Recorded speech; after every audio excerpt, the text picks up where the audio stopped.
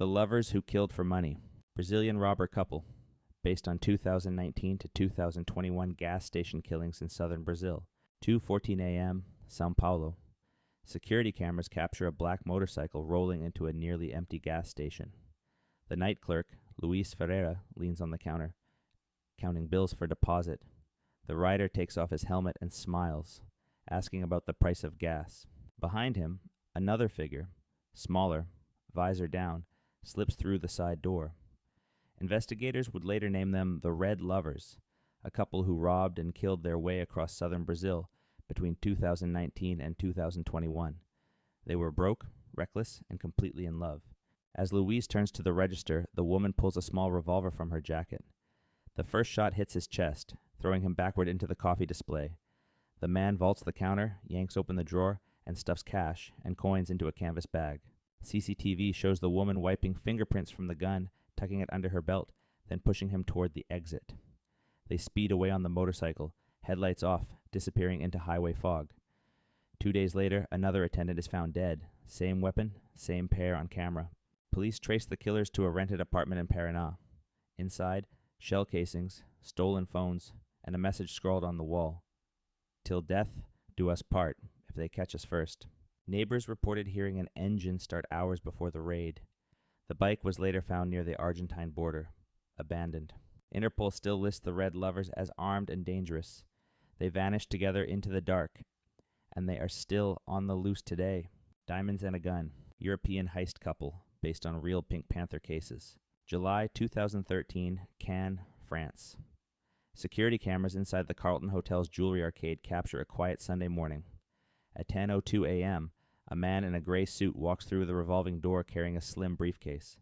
Behind him, a woman in oversized sunglasses follows, gloved hands wrapped around a knapsack. They look like tourists.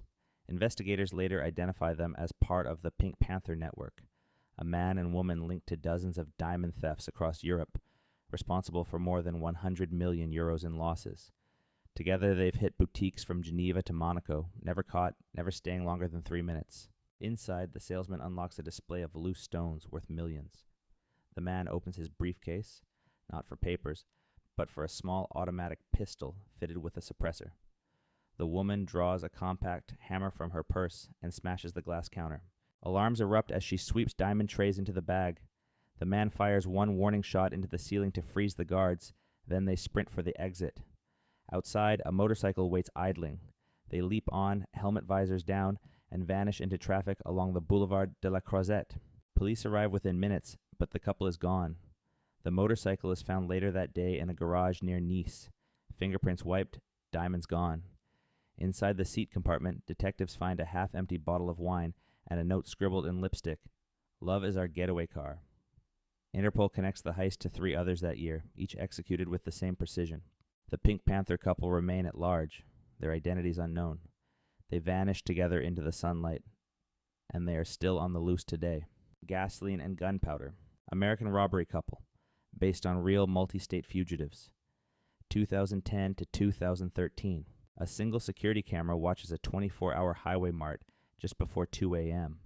Headlights flash through the glass doors. A red pickup rolls to a stop beside the pumps. The driver, Blaine Bivens, steps out wearing a gray hoodie.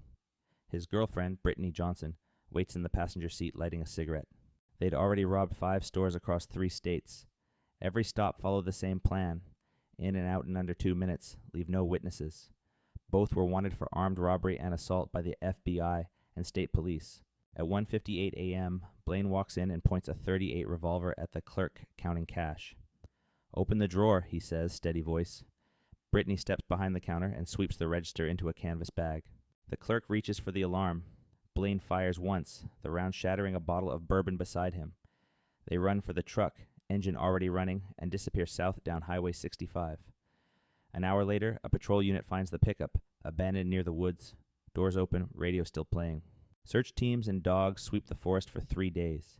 They find shell casings, a bloodstained towel, and a half-burned photo of the two, kissing beside their truck.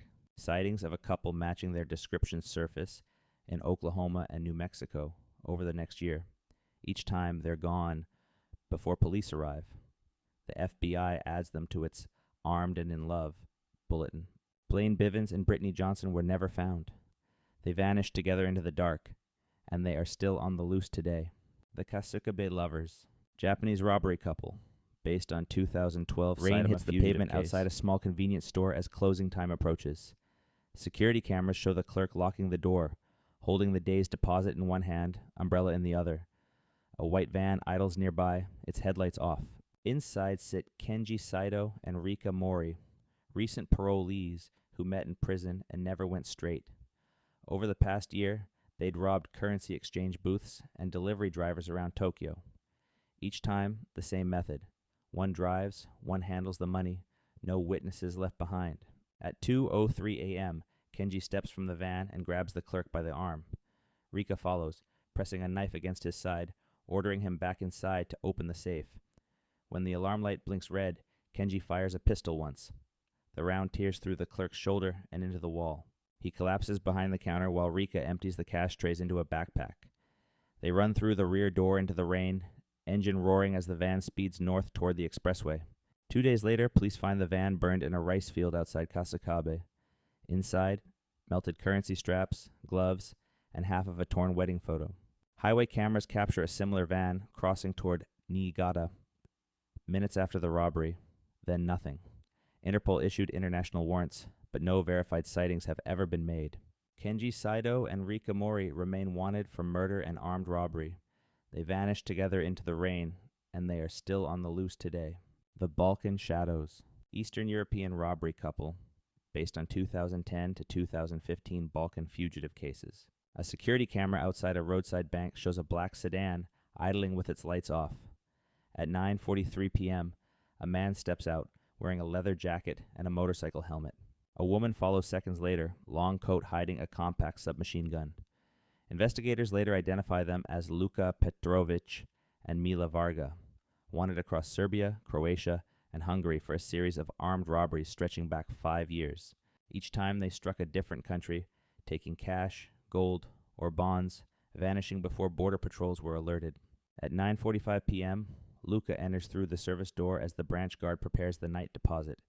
He forces the guard to the floor, yelling for the vault code.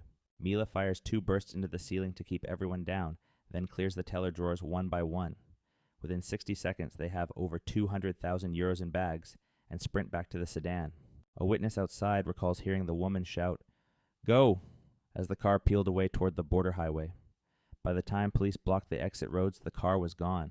The next morning, border agents found a burned sedan 20 kilometers away, registration plates removed.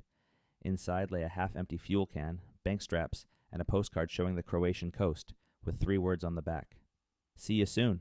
Interpol later linked their DNA to 12 robberies in 4 countries, but the trail stopped in 2015. Luka Petrovic and Mila Varga have never been captured. They vanished together across the border, and they are still on the loose today. Thank you for watching. And subscribe if you'd like to see more real stories like this.